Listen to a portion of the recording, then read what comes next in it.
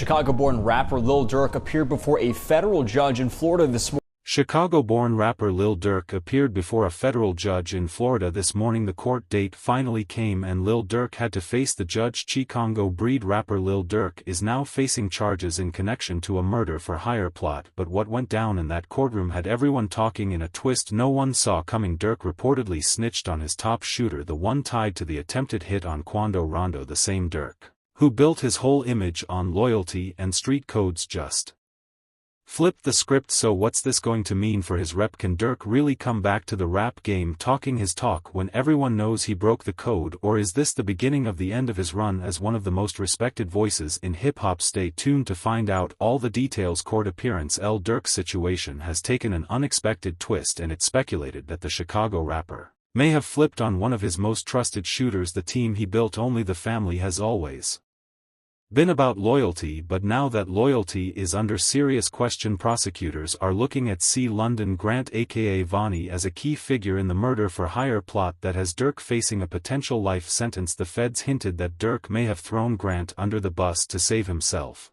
Grant wasn't just another member of OTF, he was the guy who allegedly got their dirty deeds done. Prosecutors claim he flew into Los Angeles on a private jet ready to handle business once there. Grant reportedly arranged hotel rooms for the crew, bought ski masks to keep everyone anonymous, and provided 2 luxury sedans to make moves. But the most critical detail, he allegedly armed the crew with firearms, including a fully automatic machine gun. If anyone was in deep, it was Grant, and the fact that he's now a major focus of this case raises eyebrows about how his name got to the top of the list. The situation gets even murkier when you consider the other players involved: DeAndre Dantrell Wilson, Keith Jones, David Bryan Lindsay, and Asa Houston were all part of the crew that prosecutors say stalked Quando Rondo and his cousin Savia Robinson across Los Angeles. From the moment they landed in San Diego, they were on a mission funded and coordinated by Durk himself. But now, with Grant in the hot seat, people are asking if Durk may have given up information to shift the focus off himself. The feds are coming hard with evidence,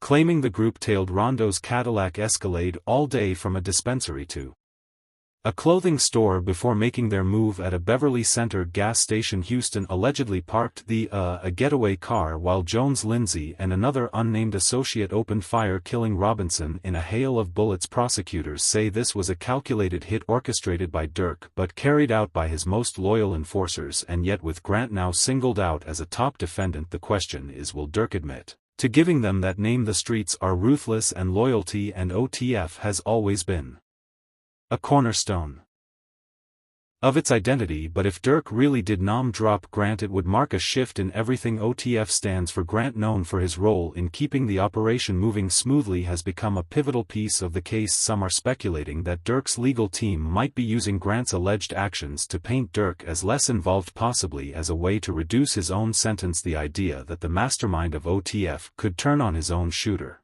is something no one saw coming. Durk stood in court with all eyes on him, his reputation, career, and freedom hanging in the balance. The rapper pleaded not guilty to federal charges in connection with a murder-for-hire plot that prosecutors claimed targeted his rival Quando Rondo. It was a moment that confused the courtroom, not just because of the charges but because of what felt like an undercurrent of something unspoken: an apology. But the question is, who was Durk really apologizing to? The allegations against Durk are heavy, no doubt. The charges include conspiracy, murder-for-hire, and firearms violations, each carrying the potential for a life sentence. Durk's courtroom appearance was measured, almost somber, as he entered his plea. He didn't deny the charges outright but instead delivered what many interpreted as a veiled apology. Some people are speculating that this wasn't just about the case, it might have been about something deeper, like the fallout within his own circle. There are whispers that his team, the same crew he built from the ground up, is feeling the heat, and if there's any truth to the rumor that Durk gave up key information on his top shooter, that apology might have been aimed at OTF. The feds have laid out their narrative like a blueprint: flight records, credit card transactions, and even text messages allegedly tie Durk to the operation. One particularly damning text reportedly sent by Durk reads, "Don't book no flights under no names involved with me." Prosecutors argue that this was a direct attempt to cover his tracks, but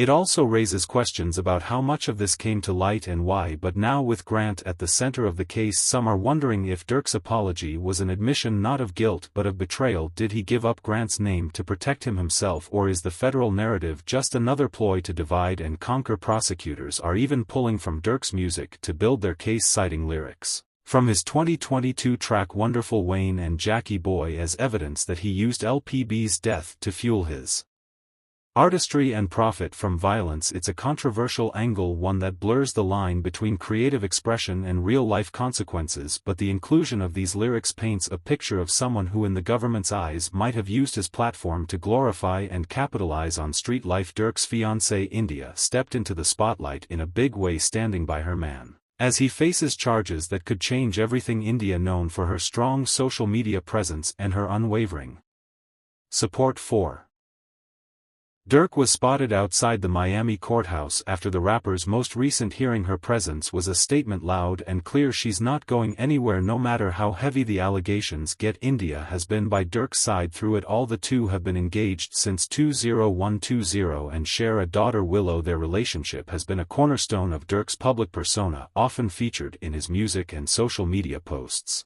as a symbol of loyalty and love. But with Durk now caught in a legal storm, her support is being tested in ways no one could have predicted. When DJ Academics posted a photo of India leaving the courthouse, fans quickly took notice. Dressed simply yet confidently, India looked like she was ready to face whatever came her way. Some said her appearance symbolized her role as the backbone of Durk's life, holding it together as the weight of federal charges looms over him, but others speculated about what her presence might mean for the case. Was she there just as a supporter, partner, or could her role extend further into his legal defense? Her courtroom appearance added a personal layer to the proceedings, reminding everyone that behind the headlines and charges is a man with a family, a fiancé and a young daughter. For fans, it was a moment that humanized the situation, showing that while Durk might be fighting for his freedom, his family is fighting right alongside him. Meanwhile, reports revealed that two of Durk's co-defendants had waived their detention hearings, clearing the way for their transfer to Los Angeles. This move signals that the case is moving full steam ahead, with federal prosecutors ready to build their narrative. But Durk is no stranger to loyalty, and his father stepping into the courtroom to support him in the midst of these heavy charges speaks volumes about their bond. But what really turned heads was Durk's statement of support for his dad, a rare glimpse into the personal side of the Chicago rapper, who's now entangled in allegations that could